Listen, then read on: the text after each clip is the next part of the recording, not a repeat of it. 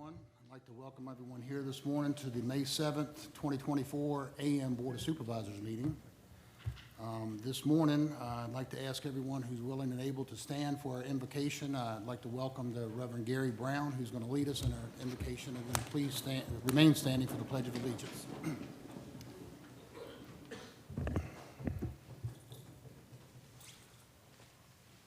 Good morning. Let's pray. Our Father and our God, we just come saying thank you today. We want to thank you, Father God, for continuing to bless this body. We thank you, Father God, for continuing to allow those who stand in leadership to meet to discuss the needs of this community. Father, we thank you for just continuing to put it on the hearts and minds of those who care about their surroundings, Father God, to stand in position to be of help. Touch, Father God, each and every member. Bless this board and the county that they represent, Father God, that we might continue to live and work and thrive together in your name. We love you, Lord. We praise you. We thank you. It's in your precious name we pray. Amen. Amen. Thank you, Reverend Brown. At this time, I'd like to call to order the May 7th, 2024 AM Board of Supervisors meeting, and I'd like to ask Supervisor Lee if he would lead us in the Pledge of Allegiance. I pledge allegiance to the flag of the United States of America and to the republic for which it stands, one nation, under God, indivisible, with liberty and justice for all.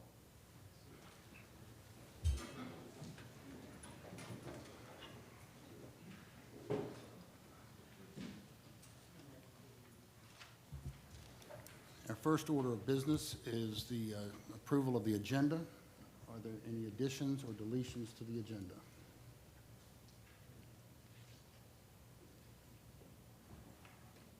Or a motion to approve? No. Hearing none, we'll proceed as presented. Item 2.02 is our consent agenda, and with this, I'll turn it over to our County Administrator, John Eggerston, to introduce these items. Thank you, Mr. Chairman. Good morning, members of the board. We have several items on consent this morning. Beginning with item A, the board will consider approval of the minutes from the April 2nd, 2024 AM and PM meetings. Under item B, the board will consider approving a resolution in support of an application for smart scale funds for improvements at the intersection of Route 229 and Route 694. The board previously endorsed submittal of this smart scale application in round 5. Under item C, the board will consider a budget amendment in the amount of $1,400,000 for additional revenue and expenses in the environmental services contract services budget to cover additional municipal solid waste disposal expenditures. Under item D, the board will consider acceptance of 3 donations received and a budget amendment in the total amount of $6,000 for the Sheriff's Office. The donations are to be used for the cadet program. Under item E, the board will consider acceptance of a grant and approval of a budget amendment in the amount of $1,000 for the Parks and Recreation Department. The funding is from the Path Foundation for a special event.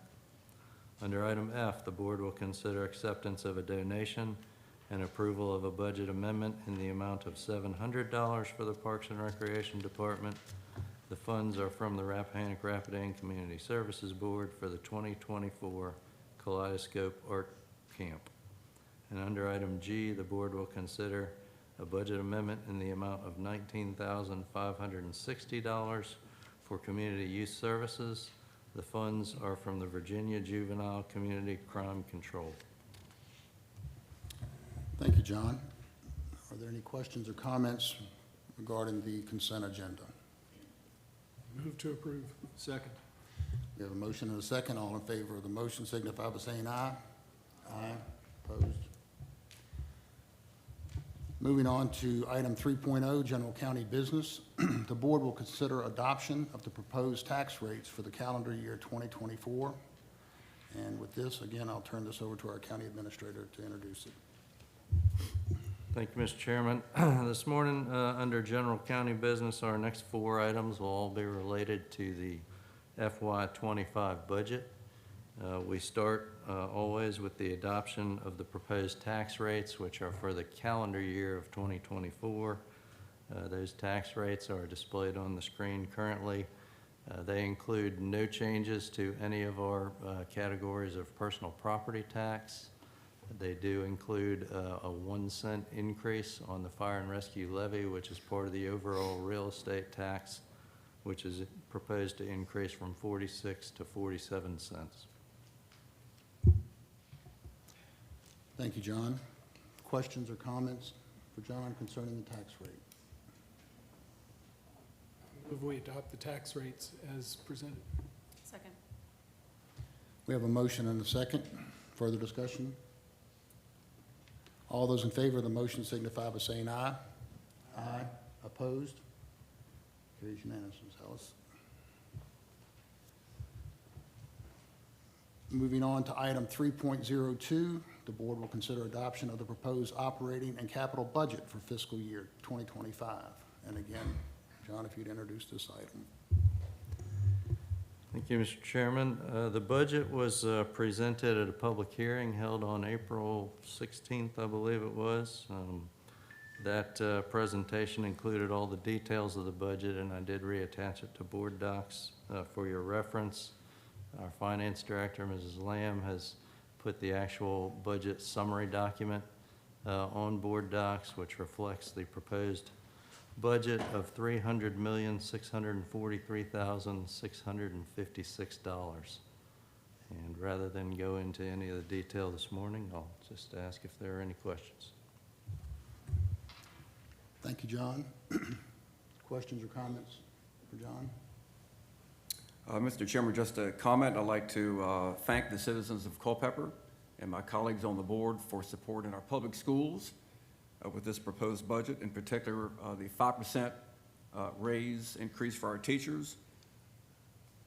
I don't think that there's any better investment in our community than the investment in our public schools and our students and our teachers.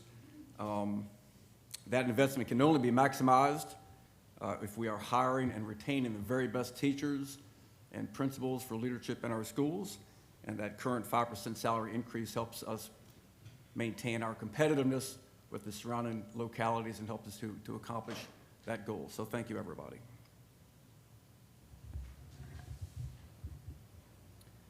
Move to approve the capital plan as presented.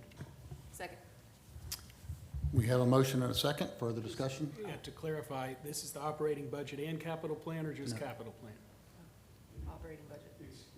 Excuse me, operating plan And capital, both? and capital budget, yes. Okay, great, thanks. Yes, both. So we have a motion and a second. Further discussion? All those in favor of the motion signify by saying aye. Aye. Opposed? Motion carries unanimous, Ms. Ellis. Moving on to item 3.03, the board will consider adoption of the proposed fiscal year 2025-2029 capital improvements plan. And again, I'll turn this over to John to introduce this item. Thank you, Mr. Chairman.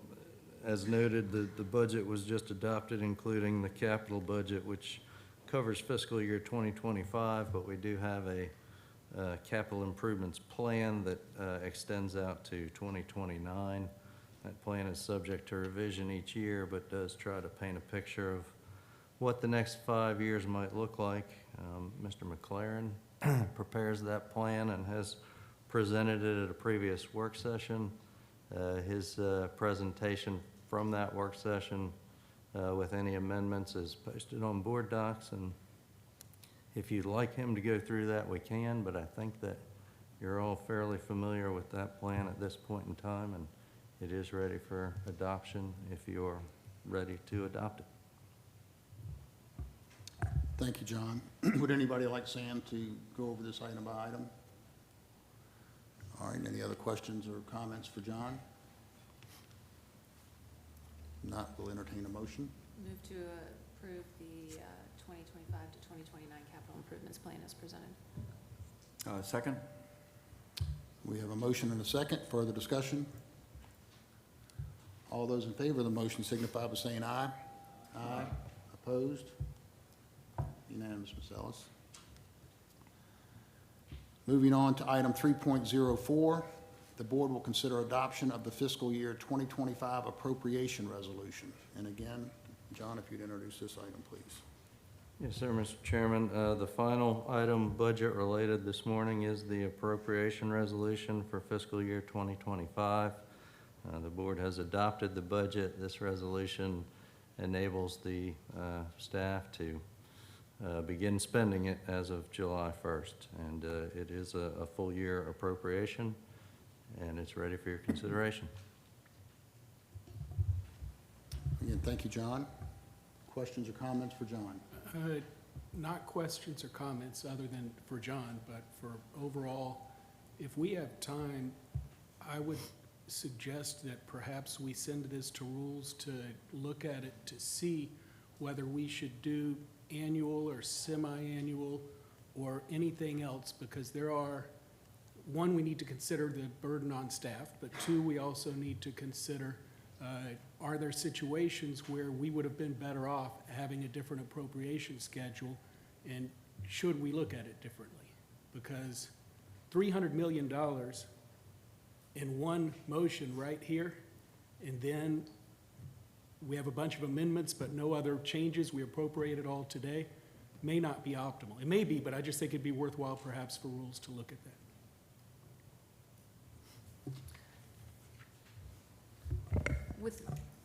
I agree with the size of the budget that we're getting into and different things that are coming up and a lot of the capital improvements. I would be curious to see if maybe a biannual appropriations would be appropriate. Noted. You got that down. Any other comments?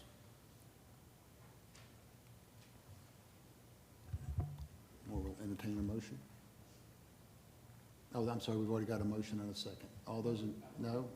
Did we? I was discussing that we send it to rules. If we need to do that in the form of a motion, I'll make a motion that we ask rules to consider this next week and put it back on our agenda with what they recommend. Oh, you weren't gonna have rules? Want Public Works to consider it? We have a pretty full agenda. We do. How about staff work with the chairman and whoever else feels that they want to offer input, and we put it on our agenda for our next meeting, our next full meeting?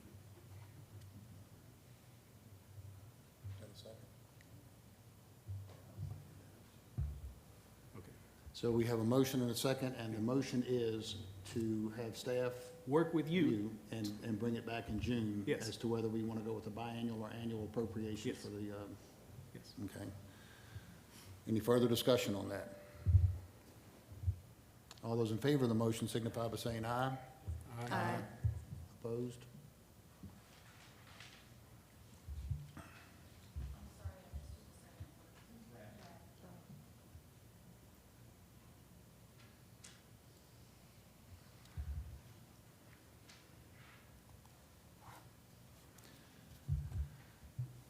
A point of clarification, was that motion for future appropriations, or was that to delay the approval of this appropriation?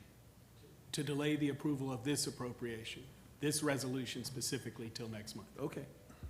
The other, Right. last year at this time. I wasn't sure if you were talking about for the next year. Moving on to item 4.0, old business. 4.01, Mr. Tom Ennis will update the board regarding the progress with the Culpeper County / All Points Broadband Fiber to the Home project. And Mr. Ennis, if you'd like to come up.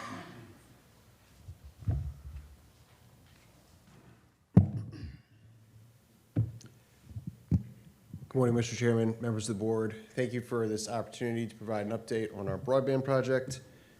Recently, we've been working with staff to provide updates. We meet with them on a routine basis and come before you as well. In our last meeting, we got into a lot of details about the pole make-ready status, all of the details about the wires and the timelines and the steps. We were asked to remove some of those details to keep us out of the weeds and talk more at a high level, so I've done that here. If anyone would like a more detailed, in-depth discussion of each pole status, we'd be happy to do that for you. So, quick reminder of the VADI grant project. This is a partnership between the county, the state's Department of Housing and Community Development, Dominion Energy Virginia, All Points Broadband, the county, and Rappahannock Electric Cooperative. In terms of the financing, All Points is committed to a minimum of $12.5 million. Dominion Energy Virginia, through the Utility Leverage Program, they committed an estimated $2.9 million. That may fluctuate depending on the cost of construction. They can participate in this program a little bit differently than REC because they are an investor-owned utility and not a cooperative. DHCD, they have a program called the Virginia Telecommunications Initiative.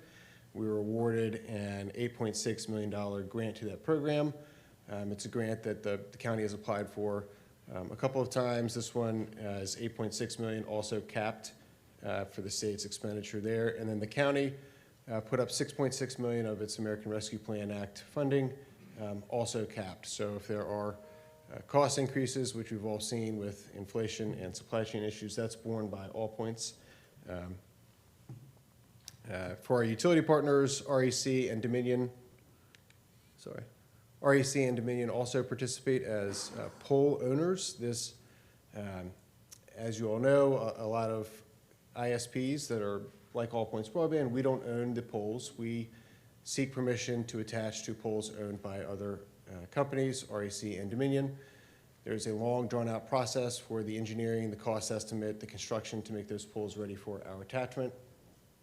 Not just in Culpeper, but across the state. This is a huge issue for broadband deployments. We've hit this a number of times in details about the status and the steps there. We are still focused on make-ready. We are in the best spot that we have been with REC.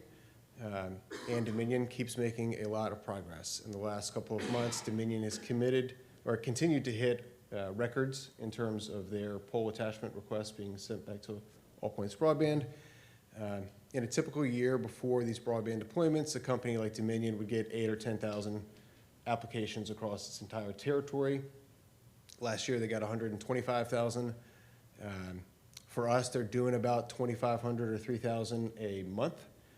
So huge improvement there. Huge improvement there. They're also committed to the middle mile construction. Two different departments at Dominion, but that is how they partner with us. So at the end of the day, you're going to get 480 brand new miles of fiber infrastructure. It's going to last for the next 30 or 40 years. We build to a level of service that is 10 times greater than what you could subscribe to today. For a couple of reasons. One, we need the extra capacity in there for the 4,200 customers in the project.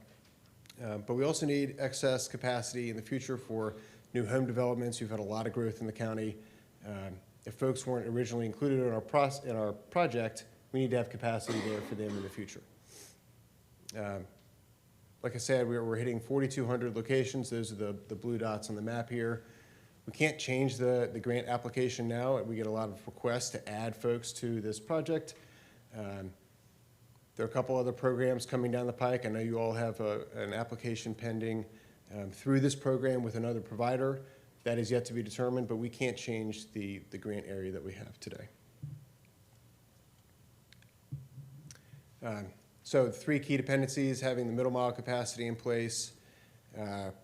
Last month, Dominion was at 50% construction complete. Now they're at 80%. It is the highest percent of middle mile in all of our portfolio for this year. They're really knocking it out in Culpeper for their middle mile capacity. Utility make ready, this is the process to get the poles up and ready for our attachments. We have restarted that process for submissions with Dominion. We've completed all of the fielding. Our skilled labor vendor, the Timmons Group, is going through the engineering work. We're going to restart our submissions to REC in July. And at the end of the day, we need a significant queue of miles in a row before our fiber can be constructed. A larger issue at the beginning of the project was making sure that the supply chain and all the materials were in place.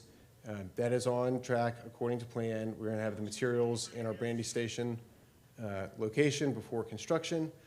We also have a lot of materials for this project in Ashland. If anyone would like to go to either of these sites, we can set that up. the state agency will want to go and see these laydown yards and the construction facilities. So all of the pole fielding is done. The applications are now restarting with Dominion and REC in July. Again, it was a huge volume of work, not just in our project, not just in Culpeper. We have turned the battleship in the right direction, making a lot of progress here with both of the pole owners and our vendors. We work with them on a daily or weekly basis to prioritize areas that we can get released to construction. So that may mean that an area of Culpeper gets service, a couple of months before another. We're going to go to areas where the make-ready is happening first. And we're not going to wait for all of the county to be done before we release smaller sections. Most importantly for aligning incentives is that there are no more dollars that come to All Points Broadband until we build that last mile and make service available. So we've been reimbursed for a portion of our expenses to date. That happened, I think, the third or fourth quarter last year. There are no more dollars that come to us until we actually deliver the fiber and make it available for your residents. So our incentives are huge. We have a lot already invested in materials and construction and engineering. Nothing comes back to us until we finish what we said we were going to do. Just continuing on the project status, again, this is a great achievement for Dominion in the middle mile that we need. They're 80% done.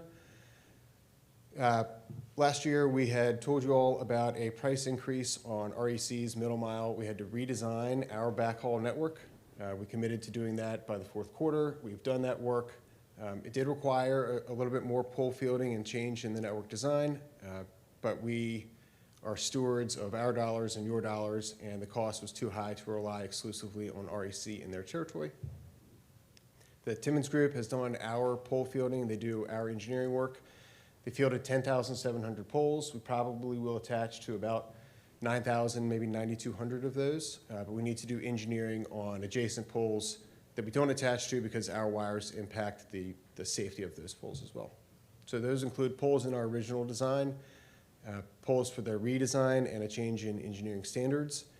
And then in some cases, if the middle mile fiber is built in between the time that we go collect data on a pole and we attach, and we submit an attachment application, we may have to go back out in the field and verify where that fiber was attached. Like I said before, we have restarted our applications in Dominion. It will resume for REC in July. Make ready is still the cadence for when we can release our fiber to construction. And then a reminder to send folks to apbfiber.com. They can verify their location, whether or not it's in the project, and sign up for notifications. We had a question last time about the notifications that people receive. So we did a mailer last fall to remind people to sign up for the project. When we started these projects, we were sending notifications out, but we found that a lot of people would just unsubscribe or not pay attention to an email. The one that we want them to pay attention to is the day that they can sign up for actual service. So they're not going to get spammed or get any notification until that date, and it's about 90 days in advance of when service is available in their neighborhood. We want people to pre-register. They don't have to. They will still be included in the project, but this is the best way for them to get a notification.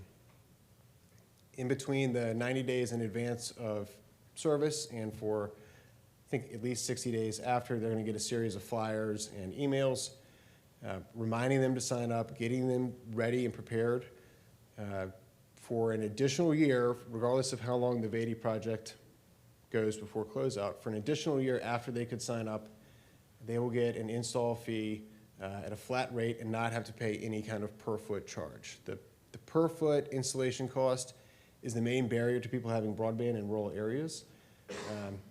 If they were to go sign up for broadband at Comcast, say, and it's outside the Comcast territory, they could get an installation fee of $20,000 or $25,000. In our project, if you are in our project, you'll get $199 installation cost.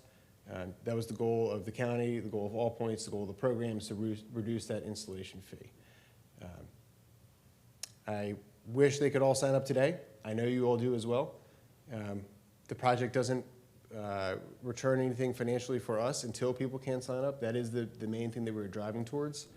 And I wish we could send that notification today. We can't. But that is what we are focused on. We're laser focused on that with our cooperative partners, with Dominion, and with the state agency. And whenever the state asks us questions, we work with staff to get a response back that is detailed. We did that recently back in March. And if any of you all have questions about a neighborhood or an address, or what is the status in your particular district, we'd be happy to set up a meeting. We can go through the engineering file and get into more in-depth discussion. So with that, I'd be happy to take any questions. Mr. Chairman. Thank you, Mr. Ennis. Questions or comments from Mr. Ennis?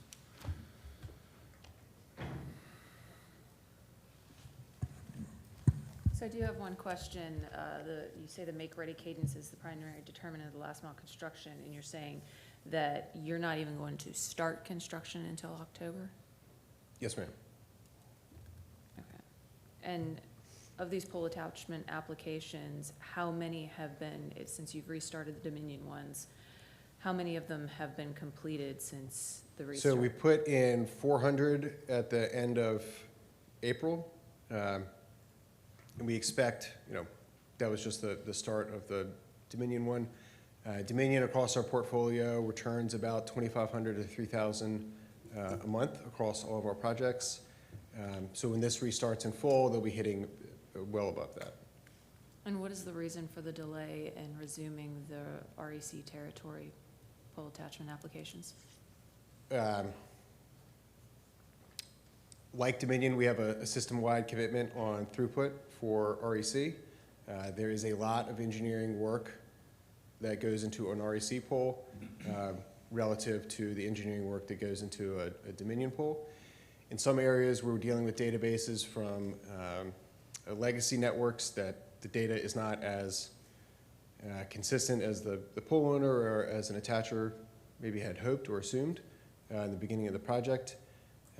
So the poles that go through the REC process just take more individual engineering analysis. And Before you actually submit the before we application? actually submit an attachment application. We can't run those through any kind of automated system. It is an engineer looking at multiple sources of data to get the lateral loading analysis done. Okay, and that kind of stuff wasn't completed during that utility pole fielding assessment? It's the same company. They do all the fielding to determine the math that they got to do for the lateral loading and the clearance. And that is the same company that's doing it. They're doing about 500 poles a week now. But that is a lot of engineers sitting down and doing poles individually. If you had a pole database where all of the attachments and all of the details were exactly correct, you could run it through a larger automated system, but it's just not the way that the data is. And based on the timelines that Dominion and REC give you for the response to those pole attachments and the approvals, is it actually feasible to start last mile construction in October?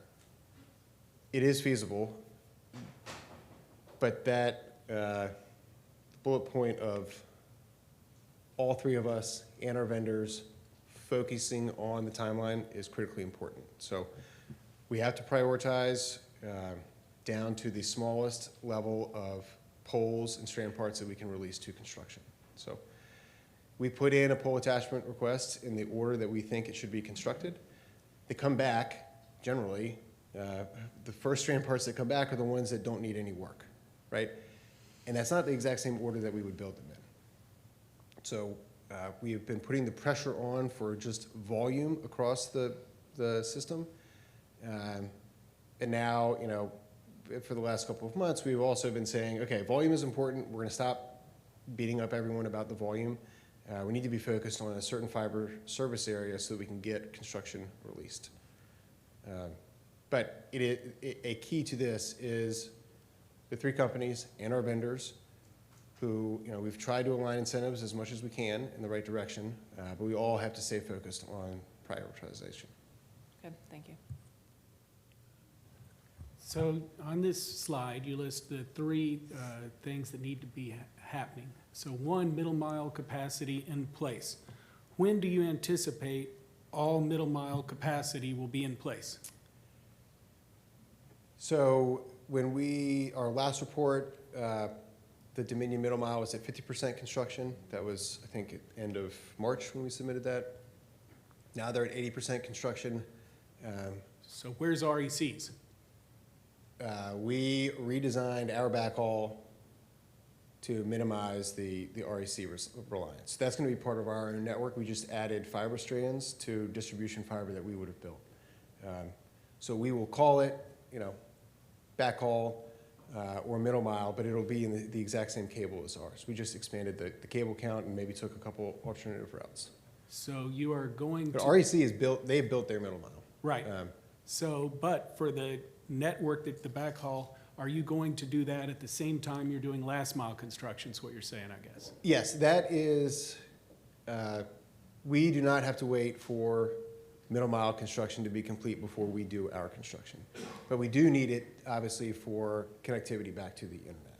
So they can run in parallel, not in series. Okay, well, the next one you have on here, utility make ready. When do you anticipate REC will be 100% make ready, and when do you anticipate Dominion will be 100% make ready? We expect by October to have enough make ready done to begin releasing our construction. Okay, when do you expect they'll be complete? Hopefully, by the end of the year or the very beginning of next year, but hopefully by the end of this year. So how many poles do you think REC is going to have to replace between, I guess, July and the end of the year? So typically they would replace low or mid single digit poles on a strand part. But we don't know that until it gets through the make ready construction process. But right now roughly what it would be, don't you? Because you've already had Timmons look at all the poles. Right, so out of every 100 poles, maybe 3 get replaced. Now, there are some poles that get a new guy wire, or we have to relocate a transformer. But in terms of full pole replacement, it's a much lower percentage. For me, and I've talked to you about this before, I represent the western part of the county. One, I believe we're all frustrated, but the western part of the county is very frustrated because on the Madison side, fiber is being run, and people are getting their notices and being connected. They use the same substation as the Culpeper side, but in Culpeper, it's going to be I believe, more than a year, optimistically, before they get a notice, and that is unbelievably frustrating. So, Yes, and I know that, and we've, the engineering standards for our fiber is different, even though it looks the same. The engineering standards for the way that we attach is different than an attachment from a fiber owned by the pole owner. And that causes some issue. When it gets to the actual construction and replacing a pole, if it's a single-phase pole, and they're relatively close by, a crew can do 4 or 5 in a day. So the replacing a pole, once we get to that point, I don't want to say it's not routine, but it takes it's a couple hours. Once you have all the engineering done, all the materials there, and the crews are ready. And I know that REC, they have the crews, they're ready to rock and roll once we get through the engineering and cost process. okay, well, the optimistic assessment is that everybody that's the 4,200 plus will have fiber by the end of February. I'm wondering what would be the realistic assessment, and then what's the pessimistic assessment relative to those two? I mean, that is the schedule that we are holding ourselves to Dominion and REC and our vendors. If the poles are in more disrepair and need more work, then it is going to take longer for that make-ready, but there's going to be enough poles that we can go out and we can release construction and get people signed up. I'm concerned that I think we had this same conversation a year ago. The only Yes, the we only did. difference being did, that it was Tom. February of '24 rather than February of '25. That- and- So I'm and- concerned we'll be having it at the same time next Well, year. And I- they're I all- think and- that- And Tom, let me piggyback on what you're saying. They're all great questions, but how many times has he been up here? It's sent by Jimmy Carr, because Jimmy Carr does not want to be here. To me, you know, I've been here for 9 years, and I don't know about the history of Culpeper and contracts and procurement, but this undoubtedly, since I've been here, is the worst contract and relationship we've ever had. And I'm really frustrated about it. And, you know, you're talking about dollars due. There are no dollars due by us. There should be penalties involved with you guys as far as timelines that have been promised and haven't been met. And it, you know, there's no excuse in my opinion. And I hope there's an online review or feedback that we can give in the future, just, you know, about the relationship we've had, because, I mean, this doesn't work in the private sector, and we shouldn't have to go through this in the public sector, in my opinion. I hear you. I'm just as frustrated. In the way that the program is set up, it is a cost reimbursement program. We put out our timelines, we put out our partnerships, we put out everything that we did was to comply with this specific grant program. I know that the county has applied 4 times. I know that it is a state program trying to run federal dollars and county dollars through the same thing, and it is very frustrating.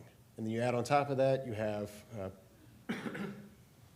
poles that we don't own that we need to make ready, and we don't have insight on it, and we give you a timeline based on what we expect, and we can't hit that. And I know that it's frustrating. Could you tell me how much money you've received from the county so far and from the state for Culpeper work? Yes, sir. 1.7 million. 1.7? Yes. Isn't it more like 12 million No. total? That's what we've committed to. So that is after the state and the county reimbursement, we will have still put up 12.5 million. Okay, and how many houses have been connected? None. And your date to have this done was what originally, for the original contract? So the program puts out guidelines for 18-month projects. That's what we committed But to. the original contract said this would be completed when? In February Of what year? this year. Okay? Yeah. So Do- across the portfolio of this program, there were, I think, 35 project extensions. The one we submitted for Culpeper was reviewed by the state. They know the underlying trends, and they approved it promptly. And I know that it's frustrating, but the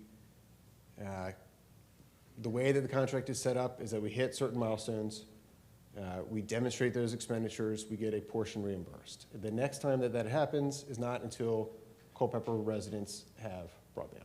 The frustrating part of this to me is we entered into a contract, and All Points was to provide service to our constituents. Yes.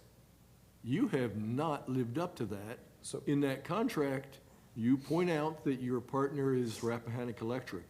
It is Dominion. None of these things are new or are a surprise. You knew they were there originally. Yes, so the way that the program works, generally, is that for every dollar on a monthly basis, for every dollar of expense, the ISP sends a bill to the county and the state. So if we went out and bought $1 million worth of fiber, we would charge you for 20% of that, right? Even if it's out on a warehouse. We worked with the county and we said, you know, that doesn't provide quite enough oversight or skin in the game for All Points. So the way that our contract works is that even if we have expenses along the way, we can only get a reimbursement from you after agreed-upon milestones. So the first one was to have the field-validated design, and that was a trigger for the first reimbursement. Now, if we go out and we buy a bunch of materials, any other participant in this program, if they bought a bunch of materials or they paid for make-ready construction, that month they would send you a bill. And based on that contract, that is when you would pay. The incentive for us is that all those months of expenses from now until then, we don't get reimbursed until the very end. And we are at a lower rate than most of the applicants in the program, and that's why we won. It's a competitive process. You bid for a lower dollar and county amount. The other two applications that the county put together were at a higher level and were not awarded. And the way we impose that restriction on us and align incentives is to get the reimbursement at the end of the project. And so I know that the original contract was to deliver locations service by February. We still don't get reimbursed until that happens. And I understand that it's frustrating. It is not a typical design bid build contract where you're building a school or a building. It is a cost reimbursement from a program that is multiple levels of government trying to work together. And it can be very frustrating for all stakeholders. And you all in particular, this is a big problem for you. I remember when you all made this decision to partner with us, and I wish we had better news today.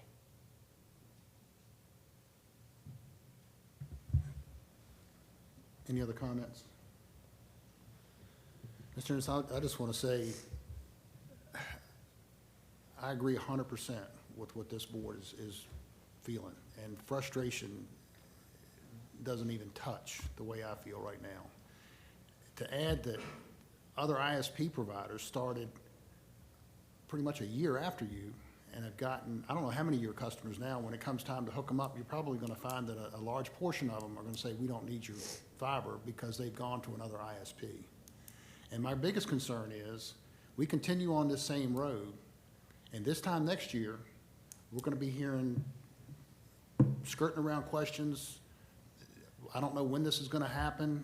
This has to take place before this we're not, the bottom line, we're not going to have fiber to our constituents. And I, for one, think that we really need to look long and hard on how much more we want to continue down this path. But this is, I agree with Supervisor Deal. This has been in the private sector, this would not have flown, I can tell you. And it's very, very frustrating. So, any other comments, questions? Thank you, Mr. Ennis. Yes.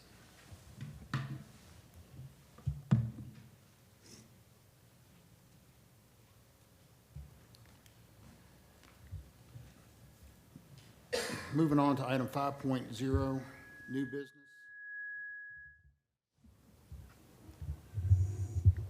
.501, the board will consider awarding a 4-year contract for airport engineering consultant services to Avcon Incorporated. And again, with this, I'll turn it over to our county administrator to introduce this item.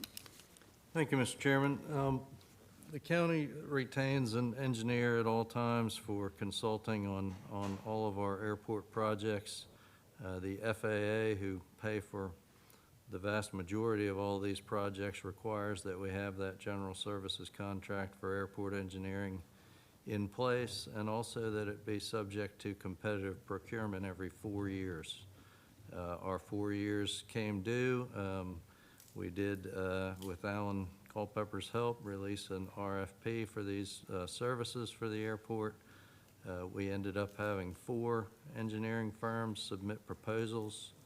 The interview team, which was made up of several airport advisory committee members, the airport manager, and myself, interviewed 3 of the 4 firms, and we are recommending today award of the contract for airport engineering to Avcon Incorporated. Thank you, John. Questions or comments for John, or do we need Alan to elaborate? Mr. Culpeper?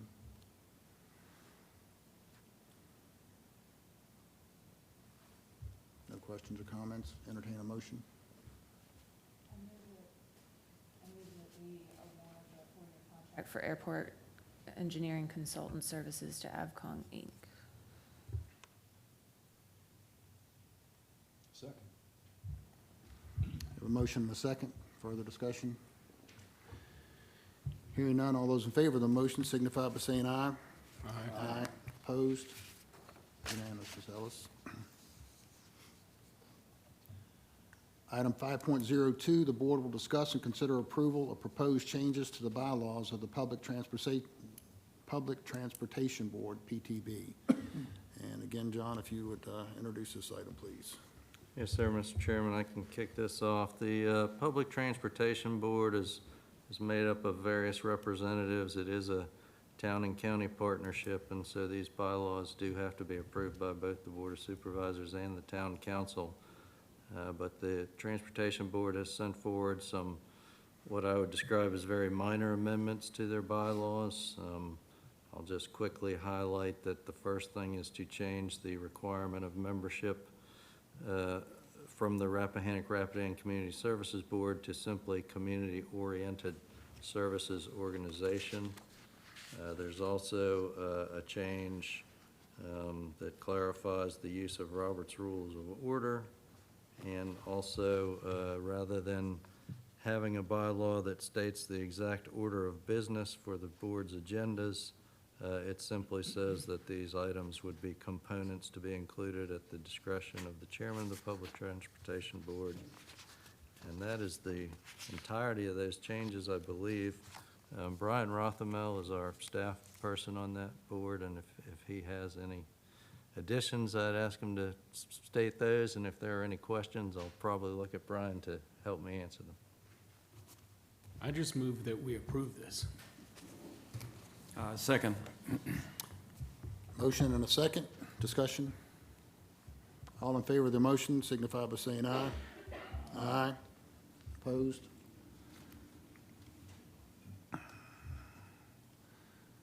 Item 5.03, the board will hear an update regarding the bidding for the public swimming pool project and will consider authorizing staff to prepare contracts for award. And again, John, if you would, or Mr. Hardy, Andrew, if you want to. How's everyone doing today? I'll try to be brief in my presentation today. Let's go ahead, if you don't mind, Kim, we'll do that one presentation that's up there. And you know when I come with documents, you know, I got to remember some numbers and so forth. So real quick, good morning, John, Chairman Bates, members of the Board of Supervisors. This process, as many know, is a partnership between the town and the county. Before I do get started, I do want to recognize county staff for their diligence over the last year and some change on this project. Many are in this room. We've had to move pretty swiftly with this particular project because we have to have a contract if it is going to proceed with the town by July 31st, just as a little caveat for that. As far as the project summary goes, the Culpeper County Community Pool is envisioned to be a seasonal outdoor aquatics facility located adjacent to the Culpeper County Fieldhouse at the sports complex. It will be managed by the Parks and Recreation team for Culpeper County. And as far as the operations and contribution agreement, we thought that it was important to kind of refresh folks' memory on that. As far as the funding goes, the town is providing $5 million through ARPA funds for the construction of the pool. And the community pool will operate 7 days per week from Memorial Day through Labor Day. And again, it can be utilized by residents of the county and the town alike. The county and town shall also share all costs associated with the operations and the maintenance of the pool at a 50-50 split. So again, the pool will be seasonal, operating 7 days a week, and then a 50-50 split on the maintenance operational cost. Within the agreement itself, there were minimum design parameters that were put in place, as including 3,300 minimum water area, minimum depth of 0 to 5 foot, and then again, appropriate pool size facilities to include men's, women's, female restrooms, and family-style concession areas and restroom portions. The proposed site, as noted on this, is the pie-shaped structure directly off of Cyclone and Competition. The star to the north is actually the Culpeper County Fieldhouse, so you'll see the proximity between the two amenities. And actually, it's not noted on the particular map, but up in the corner is the trolley stop that was just previously approved a couple months back to aid with transportation to get to and from these sites. And to the south is a parking lot, which is also looked at being funded to help with parking, not only for the complex and the field house and the athletic fields, but the pool when it comes online as well. The overall specs, as noted on this particular slide, the leisure pool itself is over 6,500 square feet with a 1,250 water play area or a splash pad. And then the building itself is 5,250 square feet. Now that includes men's, female, family, restrooms, concession stand, an office for CCPR staff, a rentable and usable meeting room, concession stand, and filter room. So again, it is a support facility that would allow our department to manage the staff. Also on property to the lower left are two 20-by-20 shelters. They would be just standard on concrete and available for rent and just general use. The pool itself, and I know I'll go into those specs, so just bear with me, are 6 25-meter lap lanes, a beach access, leisure access point there where it kind of bows out around the circle that bottles to those lap lanes. Within the pool right now, we have spec'd for a water bucket feature there to add for the little ones while they're moving around. Visual from the inside looking at the pool. So if you can imagine yourself looking through the entrance, which is where that blue pole is leading out to the parking lot. Entrance main lobby looking into the pool, so blue pole behind towards where the pool area would be, and the reception desk is there on the right. And then this is in the lobby looking back out to the parking lot again with the reception area to the left. Now, with this particular facility too, when it came to the design standards, we did take long-term maintenance into consideration as well. Hardy plank and other materials that are weather-friendly within an open-air environment like this were utilized and are spec'd within the sheet, because the last thing we wanted to do was build a facility that ended up 10, 15, 20 years down the road was going to cost us a substantial amount of money on the long-term maintenance. The splash pad itself, this is an itemized layout of the amenities and actual equipment that would be set on it.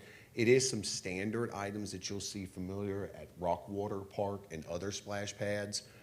400 square foot of the 1,250 is also specifically designed for toddlers, you know, the littlest ones within our user groups, because we wanted it to be very family friendly.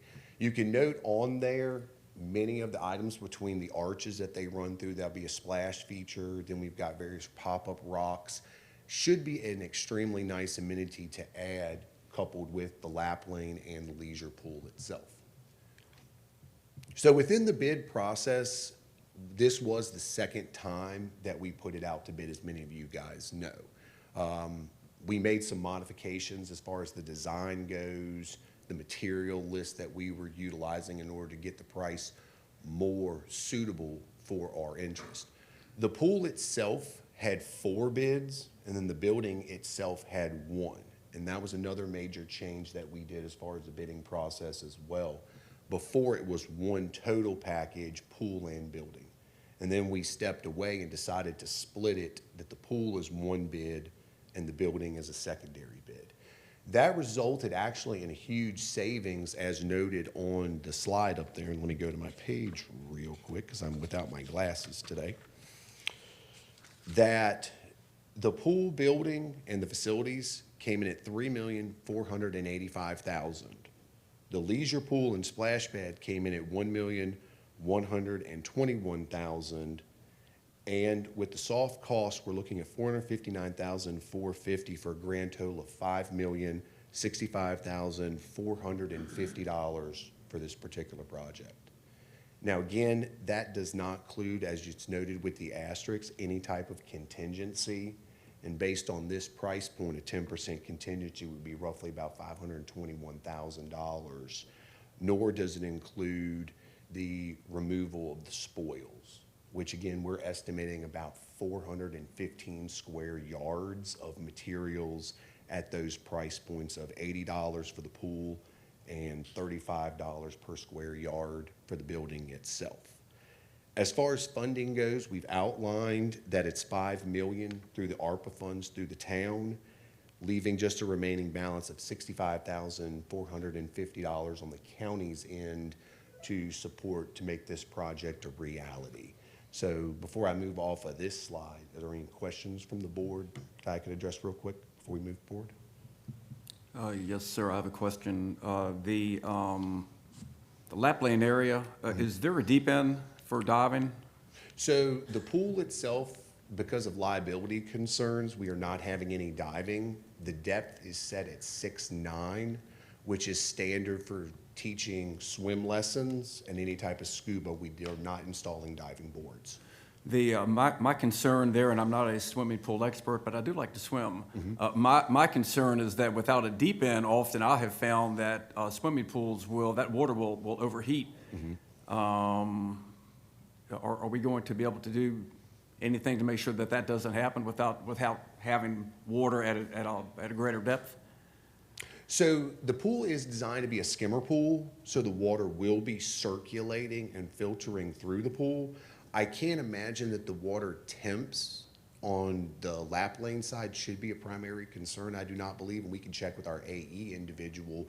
If there were any concern of temps, it may be more in the shallow end where the heat is going through, 2 inches of water on that zero entry level. But I've never known a particular scenario where the outside temperature adversely impacted it. I have seen that happen greatly. I would like for you to look into that. Okay. Please. And then the other comment was the parking lot area, that's currently where soccer is played, correct? So that's practice field A, and it's used for the Little Comets program. But we've already talked with the Culpeper Soccer Club, and they're able to relocate We can find that. space for that? Yes, Okay. sir, absolutely. Okay, all right, thank you. And I'll take a look at the cooling. Yes, sir, thank you very much. You're welcome.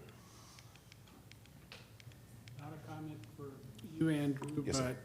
but I would like to thank, I'd like to thank Supervisor Deal for all of the work that he's put in on this. This thing was getting off track. It was getting several $1 million above what we were looking at. He went out and called a lot of the local pool providers, got us multiple bids, and has got this back on track. And that's extraordinary, and thank you, and I'm glad that we've got it where the numbers make sense. Any other questions before we slide forward? Finally, some great news today, Andrew. Well, Thank you. I'll tell you, Supervisor Deal, this has been an exciting project from start to finish, and it's a unique one that coming on the back half of this presentation, excited to bring some outstanding news to you guys. The price points came in, when you're looking at, we started this adventure, I want to say it was roughly about 2 years ago, with the cost of labor, supplies, equipment, to be able to get this exact same facility, 2 years later at the cost we are, I think we are exceptionally fortunate. And then we do have the team in place right now within the Parks and Rec Department to manage it, to operate it, to be able to offer improved services to the residents of the town and the county. So we're excited to see where this project goes forward with. But again, at the end, we're looking again, just $5,065,000 without a contingency on that. And for action requested today, we're looking for you guys to authorize the staff to bring forward official contracts to you in June for your consideration and potential signature. At that, I'll take any more questions you guys like. Go ahead. You said that the removal of the spoils was gonna be about 450,000? No, Or- we're estimating 415 square yards for the two, and the price points, I believe off the top of my head, is 80 for the pool, and I think 30 for Taft. Right, per cubic yards, but what's the total cost that you're expecting for the removal of spoils? 415 times 80, was that $3,200 roundabout? Okay. And then the 521,000 for the contingency, so what we're really looking at from the county is about $600,000. Correct, and that is if we utilize that contingency. But again, with the contingency, it's mainly us going into the project to protect ourselves if something change order related or we find something. And it's not our intent to ever slide into the contingency as an operating or development budget. It's more of just a safety net for us. Okay, and then within these contracts, are there any either incentives or disincentives for the timeliness of construction and all that kind of stuff? Because as we saw with all points to the fact that you're saying 480 days to complete the building and the support facilities, is there a per day penalty that they have to pay if they don't meet that within the contracts that you guys have released? Same goes with the pool, to ensure that we have something that is on schedule. Yeah, I can defer to Alan if that's some language that we can put in there. Yes, ma'am. Within the bidding process, I believe the pool itself, I want to say it was 100 calendar days. The building, or the structure of the building was 480 days, calendar days, I want to say. Within our contract, any day, and this starts when the notice to proceed is issued. And then after that, if the contractor does not meet that within the required time, it's $100 a day liquidated damages. Is that amount typical? Yes, ma'am, for all our county contracts, we do 100. We can increase that, but the bid, when it went out, stayed at $100 a day. Okay, thank you. Now, with this particular project too, our goal is to have it open and operational Memorial Day of May 2026. So we do have a nice runway as far as time goes. And thus far, the projects, at least on the Parks and Recreation side, we've had really good success with meeting timelines. And for this particular one, and it's 290 days for the pool on that end. So we do have some time. We are going to get the contractors together to make sure we can maintain that timeline, because with a seasonal pool, it is critical that we do hit those opening timelines, because if you don't, you're really going to lose another full year. So again, that's where staff, we're just going to have to be on our toes to make sure we're managing the project, managing the contractors, ensuring that all of the projects are moving in sequence with one another.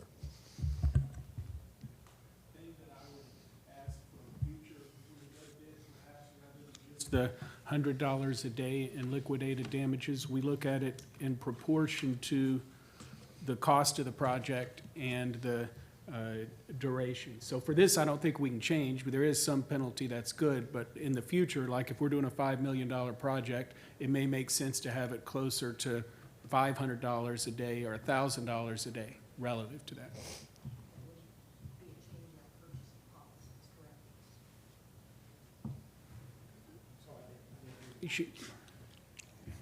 That would require a change in our purchasing policies and that type of thing. No, correct? ma'am, it's at the purchasing agent's discretion. Okay, okay. So, great, I would just suggest that we do it in proportion. Cool. Andrew, I have concern about this 521,000. So the only contingency I would see that I could, is there a rock clause or something in the contract? Because I don't know how you could come up with a $521,000 unforeseen expenses if the contract is, you know.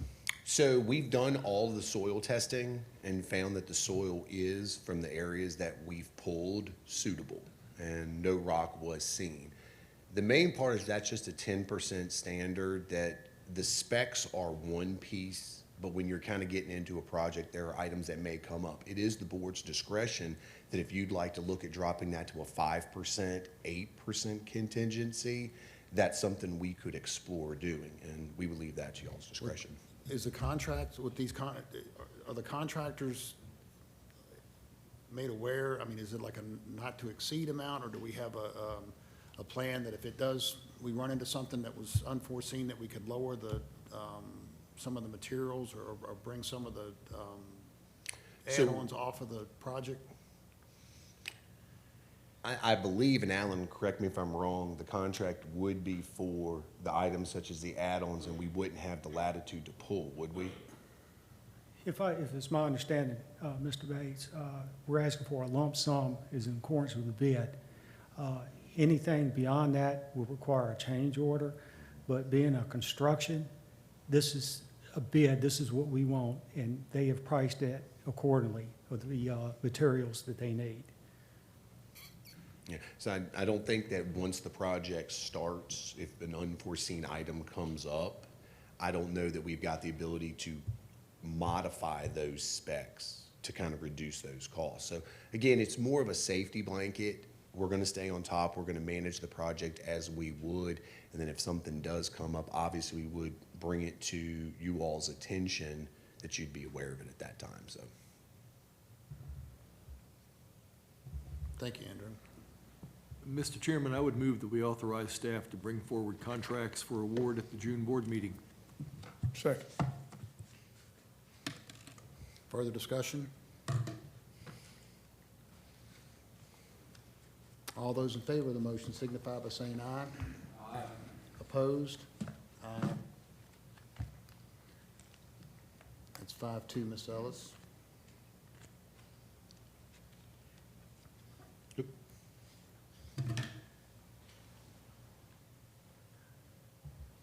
Moving on to our committee reports. First up is our Public Works Committee. No action items, sir. Next is Building and Grounds. No action items. Up next is Rules Committee.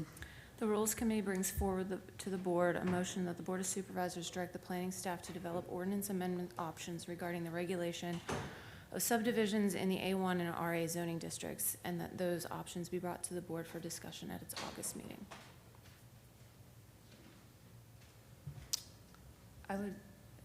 I'm not sure. I would like to amend the motion. Do we want to have discussion first before that, I or? was going to say we have a motion and a second. Discussion? Or you want to, if you want to? Yes. So I would like to amend the motion that we direct the planning staff to work with the planning commission to develop the ordinance amendments and then be brought for discussion at the September meeting.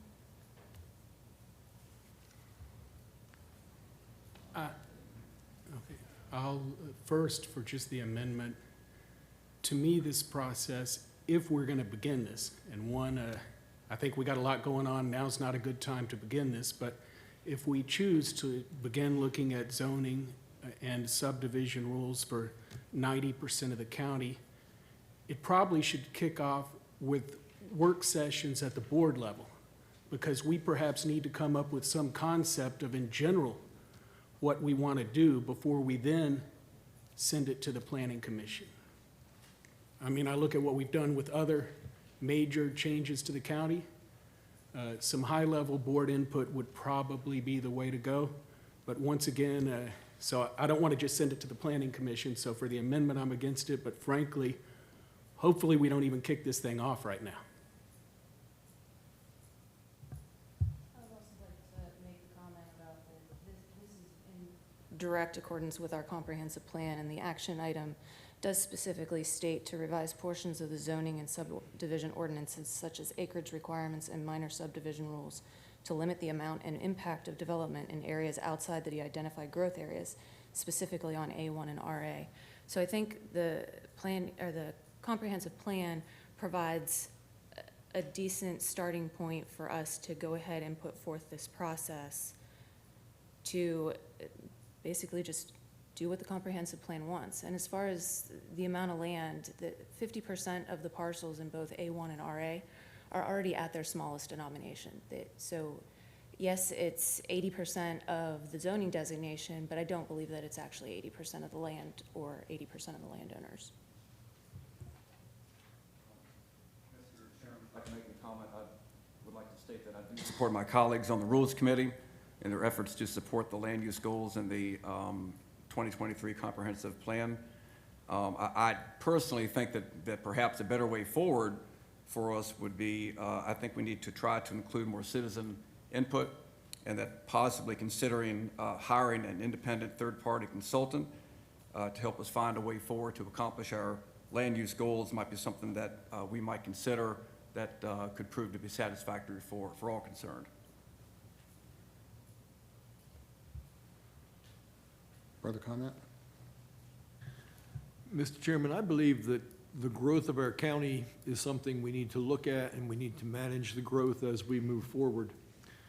And there is no time like the present to begin that process. I don't believe we're here today to make decisions as to how this will end up, but I think we should move forward, engage the Planning Commission to start to look at some things that could be tweaked or looked at differently, and move this process along.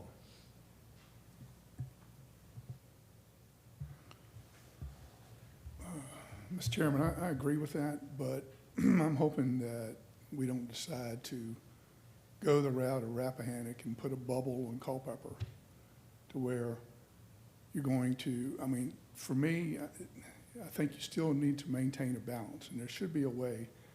I have no problem with taking it to the Planning Commission, talking about it, having work sessions, but I'm hoping we don't put a bubble on us to where we're separating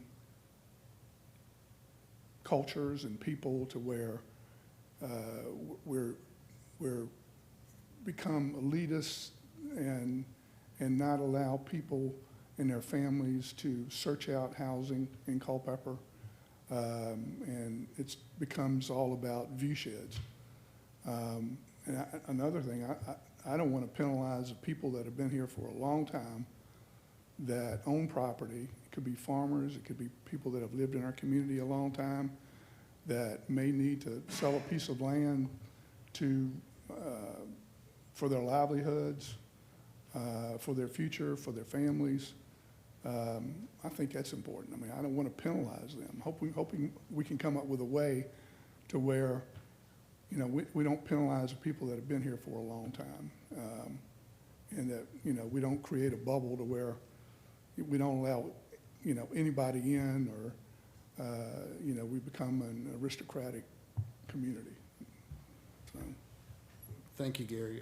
I'll be honest, I don't think that going the Rappahannock route, I think that ship has sailed. There's no way that we're gonna go back and do what Rappahannock has done. But I agree with you in the fact that I think we can reach a balance here, because we have a valuable resource in this county, which is our rural area, that if we're not careful, it's gone. And once it's gone forever. So I think the first step in this, and there's been a lot of speculation that, you know, on what we're gonna do, and there's been nothing decided. What we're doing here is we're instructing staff to work with the Planning Commission and get us something back, some options. Let's look at these options and see if we can hit a compromise that is protecting the rights of the landowner, but yet we're protecting the resource here that we can't replace once it's gone. And Culpeper is known, the reason people move here is because we have the perfect scenario. We've got, you know, the tax rate, the shopping, the dining, the farms, the rural area. You know, that's why people are coming here. And if we're not careful, it's gonna be gone, it's gone forever. So I agree 100%. We need to move this process forward and see what Planning Commission comes back with. But we've got an amended motion. Do we have a second on the amended motion? Yes? So. There is further discussion. So my further discussion is, what are we asking them to do? Alternatives to what? I've talked to staff about it, and they say they have no direction. Are we asking the Planning Commission to come up with direction? That doesn't make any sense to me. We ought to come up with a direction. So that said, Supervisor Underwood, Sam, would you like to come up and give us some options here that?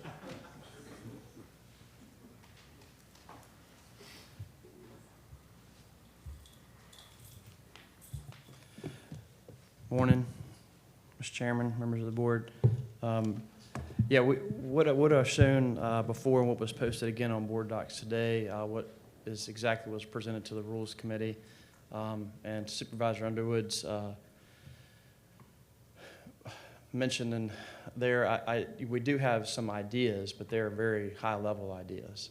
And they're just examples that are out there already today. It would be helpful to get, you know, consensus from the board to some degree about whether we develop a model that does decrease the density in A1RA. It'd be helpful to have the board, you know, come to a consensus whether a rural cluster is an option that should be considered or not considered. Those are the type of high-level things that I think would be helpful for the staff and for the Planning Commission. And I think, hearing some of the comments, that seems to be indication that that's the case to move forward. The one particular attachment that's up there today are potential options. And those potential options, range the gamut, from keeping things the way they are today, but potentially allowing for a cluster type option as far as densities, keeping things the way they are today. Increase the minimum lot size. There was some mention about potentially, not going too high or doing that type of option, but that is another option. Developing a sliding scale type density, which means basically if you have a 0 to 10 acres, you get one, you building unit, 50 to 100, you get 5 or whatever. There's different ways to go about doing a sliding scale. Some of our neighbors do have that type of scheme today, and have had for years. So those are the type of things that we would work on with the Planning Commission, Mr. Chairman, and we're happy to do that if directed this morning to begin that conversation. I do appreciate the extension of the time frame. Any type of zoning and subdivision consideration, it should take time, especially for something of this magnitude. It would involve at least a minimum of 2 public hearings, one with the Planning Commission and one with the Board of Supervisors, to receive public input. I would hope that we would actually have a work session with the Planning Commission first before we go right into a public hearing with options, because I would like to hear from the Planning Commission as far as their suggestion of options as well, before we engage the public further to seek formal public comments. We're already getting them, but that would be the formal public process at that point. But just the high-level things, to Supervisor Underwood's point, it would be helpful to have the board reach consensus on a couple of major points that have been shown, with the Rules Committee.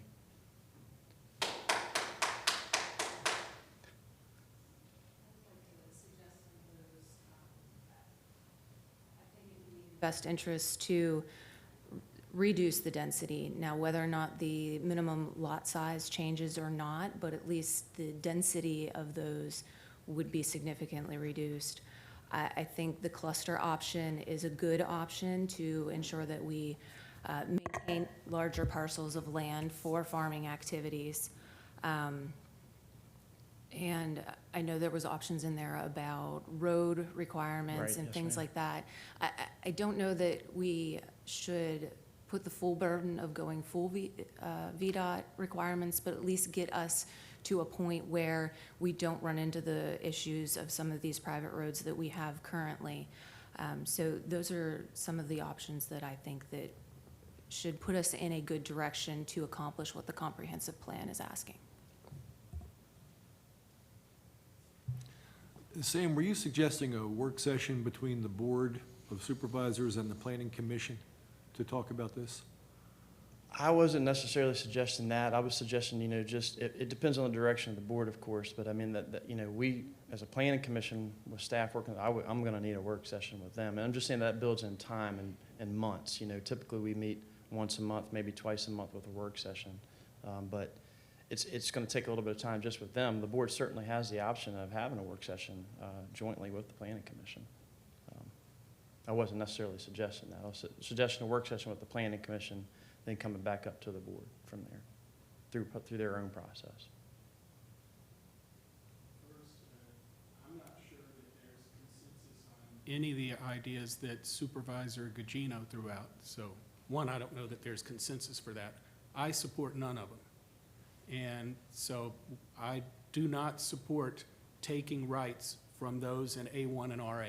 And I'm not saying all rights, I'm saying taking rights. Reducing density equals taking rights. Yeah. And so we need to, I guess, first have a consensus with that. And then 2, talking with those in our neighboring county, Fauquier, I don't support a scheme like that. I don't support requiring a deed restriction in order to be able to subdivide. But if there's a majority of this board that will support deed restrictions, we need to know that too, because if not, how can staff go forward? then 3, the number one question I've got from my constituents is, what about the current scheme? They're being restricted by time. Are we going to have a grace period? And if so, how long is it going to be? And the board needs to consider that, because that's what all the calls are about. People are worried because we're telling them they got to wait, and now we're telling them, well, we're going to change it. We're going to take your rights, but we're not telling you how long you have before we're going to take your rights.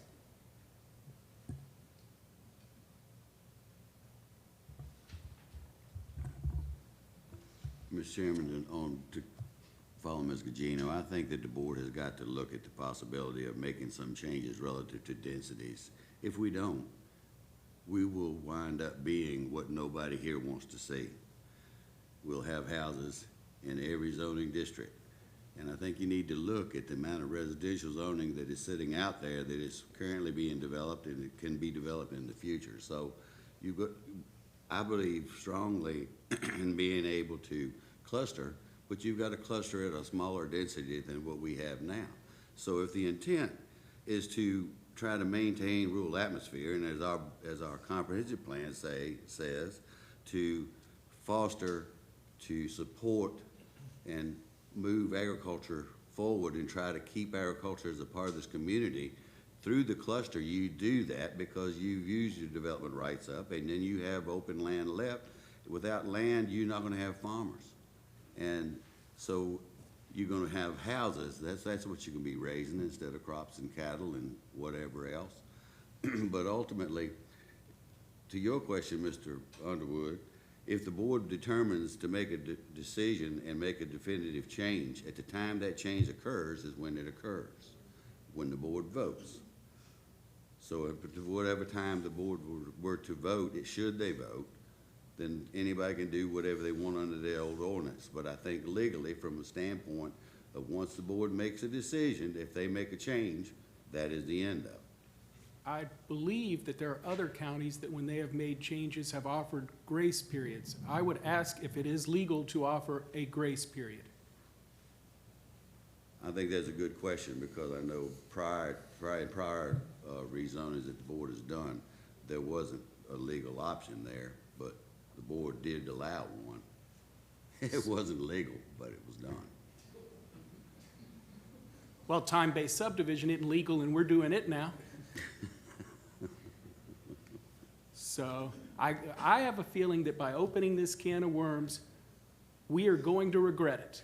And even those who are all in favor of reducing density, I think we're going to be sitting here a year from now having regretted that we're going down this path. Amen.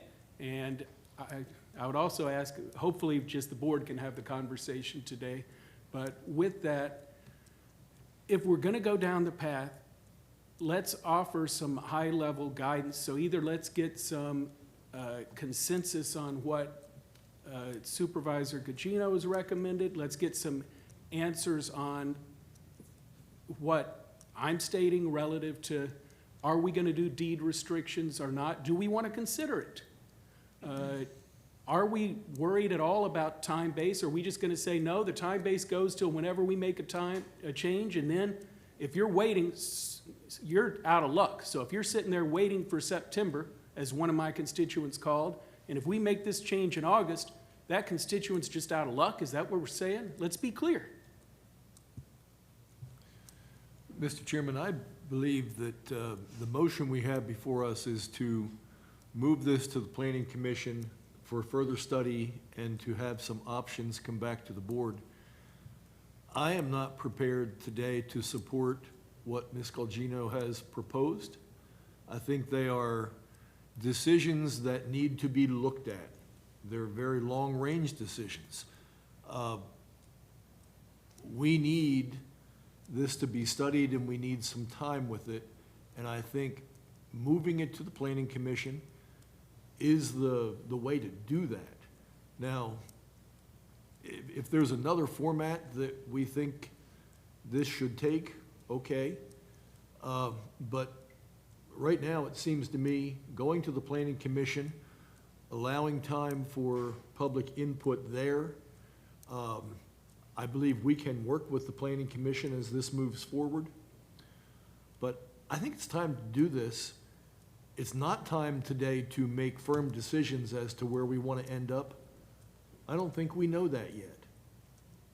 Agree with that. That's what's being asked, and that's what I'm taking from your comments, is you want to put the board in, we want to make the decisions now versus have staff work with the planning commission. And I agree with Ms. Gugino on a hybrid model, and I think I brought that up in the past, was saying that I don't think there's going to be one size fits all, but I do believe that if you look at a model from other counties that has worked, you know, granted, that would be something that we want to look long and hard at, and how we can implement that into what we're trying to do. But as for the legality of, and I remember January 2020, Tom, that was one of your remarks that, hey, we're going to get sued tomorrow because of time-based subdivision. Here we are 5 years later. But again, I just don't want to get into a situation that, you know, that we're making a rush decision. I think the proper course of action is Sam and staff know what the end goal is, where we want to end up in September. Well, This, with the options for us to look at. well, to know the end goal, we have to state what the end goal is. The end goal is to preserve as much rural property as we can, the farmland. In other words, if it requires us to go with clustering, and I've heard the comment, well, I'll never be able to afford a piece of land again.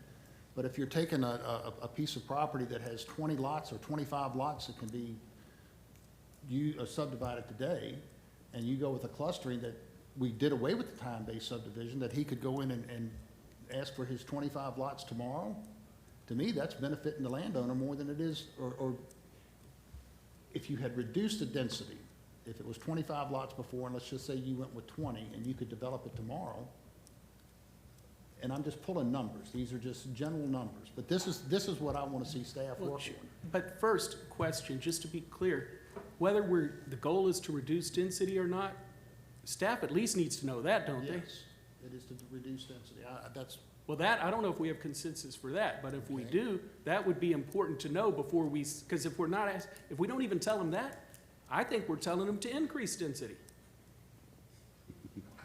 so who on here feels that we're in the process of increasing density, on the board? That's- I hope so.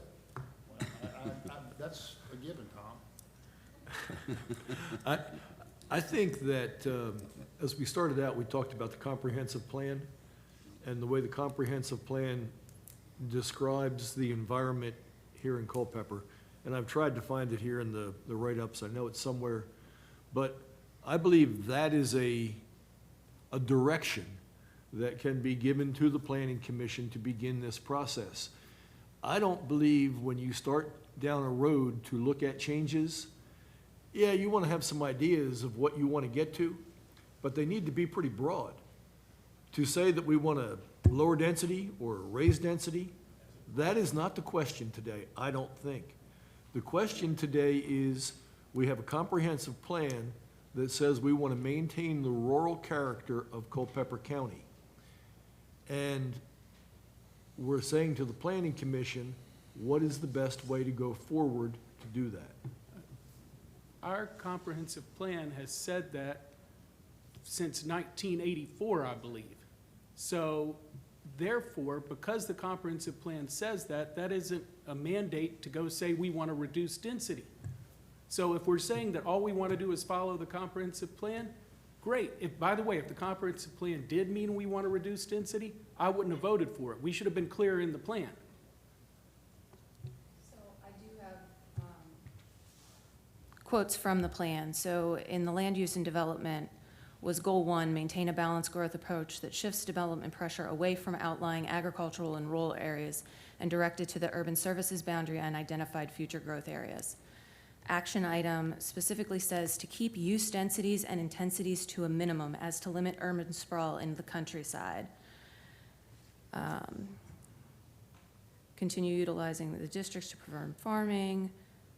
And then the one that says to revise the ordinances such as acreage requirements and minor subdivision rules to limit the amount and impact of development in areas outside the identified growth areas.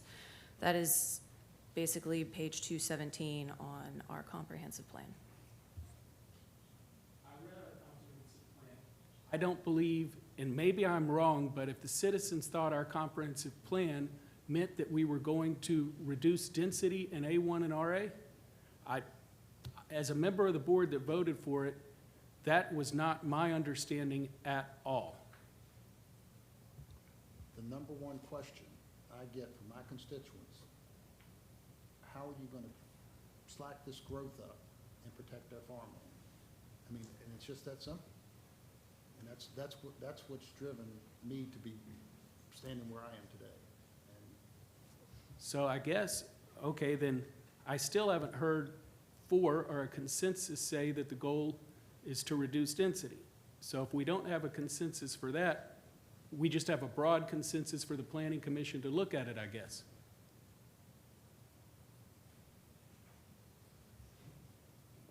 Mr. Chairman and colleagues, once again, I would like to state that this is such a complex issue involving so many people, so much land, so much acreage, so many passions for what we do and where we live. I, again, reiterate my stance that I believe that we need to look into at least hiring an independent consultant to help manage all of us as we try to move forward and trying to find a way that we can accomplish this to everybody's benefit and satisfaction as much as possible. That's a motion, we got a motion on the floor. That one I'd support. Supervisor Lee, to address the concern you had with the citizen input, I mean, keep in mind that each district had basically a town hall when this comprehensive plan was being reviewed. And again, the concerns were brought forth that, you know, what are we gonna do to preserve our rural characteristics and farmland? So that's how this ended up in the comp plan. Yes, sir. Thank you. Any other discussion or comments regarding the motion on the floor? Repeat the motion. It's, Motion was to put a board, with the board of supervisors recommending staff and planning commission to develop ordinance amendment. Sorry, it shut off. The board of directors direct the planning staff to work with the planning commission to develop ordinance amendments options regarding the regulation of subdivisions in the A1 and RA zoning districts, and that those options be brought to the board for discussion in the September meeting. So this is just for the subdivision ordinance then, to be clear? No, it's for the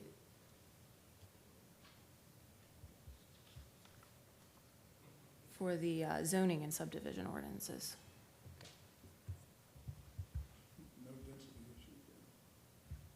not at this point, no. All those in favor of the motion signify by saying aye. Aye. Aye. Opposed? Aye. Sellis, that's 5-2.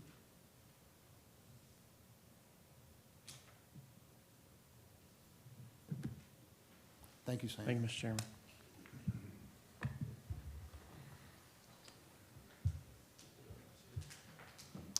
Moving on to the E911 Board.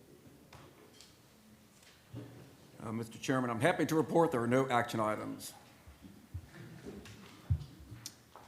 Public Safety. No action items. And moving on to item 7.0, Economic Development Report. Brian Rothmel will give an economic report. Good morning, Mr. Chairman, members of the board. Wanted to go over an update on the strategic plan. We will go over all of it. I also have copies. We have a new pretty version. The last one you had was with our old logo, redesigned. If you want a fresh copy, also available online.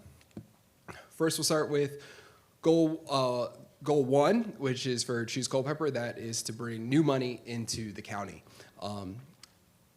As you see these squares or rectangles to the side, that's to give you an idea of kind of where we are in this plan. This plan was first adopted or brought to you last year. It's a 3-year plan for 23, 24, and 25. Green meaning we're sailing. We're doing really well. Keep going with how I feel we're going through the plan. Yellow, we're making progress. Maybe not exactly where the goal was yet, but we're getting there. Red being there's a lot more work to get done. So for 1.1, retain and foster expansion of current major employers, we're doing well on this. It's just we still, that is one that will probably we'll always be working for, always making sure that our current business climate's going well. There are things that we will be looking at over the next year and a half, specifically as the market is changing with current employers. Current employers sometimes looking at things such as automation. Do we have the business climate ready for growth that is happening in the market, but maybe not involving a lot more employees, as the struggle for workforce is still occurring. To grow the Culpeper County economy with attraction of new businesses, I think we've done very well with that in our first year and a half.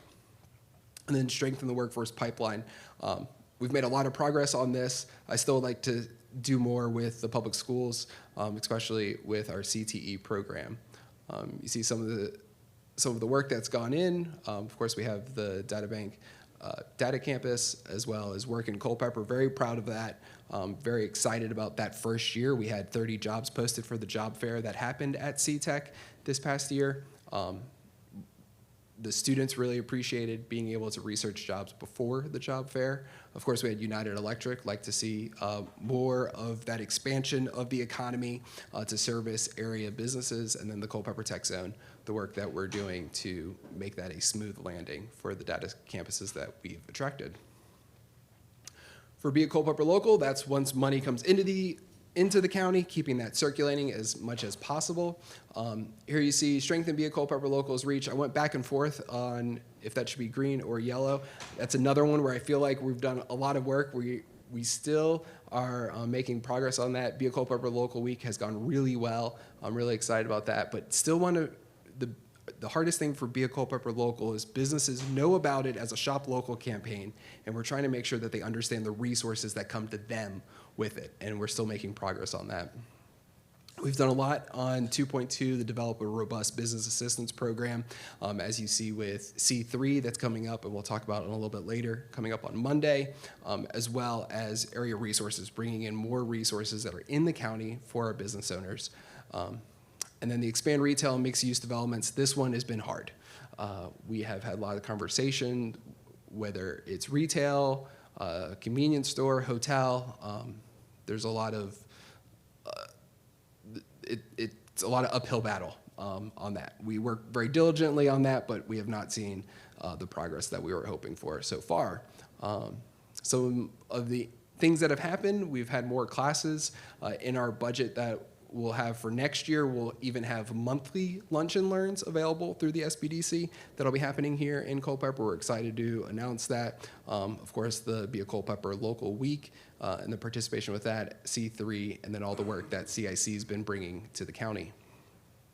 For Choose Culpeper Farms, that's our ag development program. I'm really excited on the work that's happened here. You know, we started when we picked our strategic plan and we basically were starting on the ground floor with it.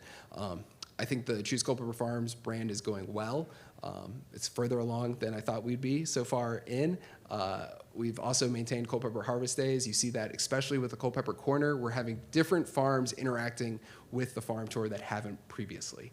I really appreciate that. And then, of course, the advancement of the agriculture sector. Some of that has been events that we were planning on going to understand more things across the Commonwealth did not occur.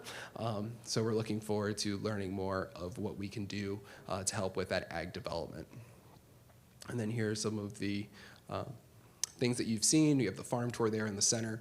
Sips of Culpeper has been very, very well received in the community. We've already had people complete both tiers, both the tier 1, so they've gotten their pint glasses and as well as their hat. We're looking forward to next year hopefully launching more trails that would go through different explorations of Culpeper County and the ag sector. So that's where we're at about a year and a half in. Pretty excited with that. Coming up on Monday, we have the Culpeper County Conference, C3, which will be 8:30 to 1:30 p.m. at Germanna Community College. Hope businesses can attend. And then also the Culpeper Business Appreciation Reception, May 13th, 4 to 6 p.m. at the Mulberry at Old Trade. Food will be provided at both events, free registration. Businesses feel free to scan the QR code or go to beaculpeperlocal.com/May 13th to register. So far, our registration for Culpeper Conference is higher than we had last year, so we're looking forward to that. Thank you, Brian. Any questions, comments? Yes, just relative to looking at recruiting a hotel, reach out to me. I'm a little bit familiar with that. Yeah. Yeah. Yeah. Any other comments? Thank you, sir. Thank you. And there is no administrator's report. Moving on to 9.0, I'll entertain a motion to move into closed session. Mr. Chairman, I move that we enter into closed meeting as permitted under Virginia Code annotated section 2.2-3711A 3, 6, 7, 8, and 29 to receive legal advice regarding the potential options, limitations, and liability considerations as to the legal structuring of a jail facility as detailed in the Virginia Code of the Virginia Administrative Code and under other applicable law, and to discuss and consider the acquisition of real property, a jail facility, the award of a public contract, and the investment of public funds therein, where discussion in an open meeting would adversely affect the financial interest, bargaining position, and/or negotiating strategy of the board if made public initially, and receive legal advice and to discuss potential litigation related to a public contract where consultation in an open meeting would adversely affect the negotiating/litigating posture of the board/county. All in favor of going into closed session, signify by saying aye. Aye. We're in closed session. Thank you all.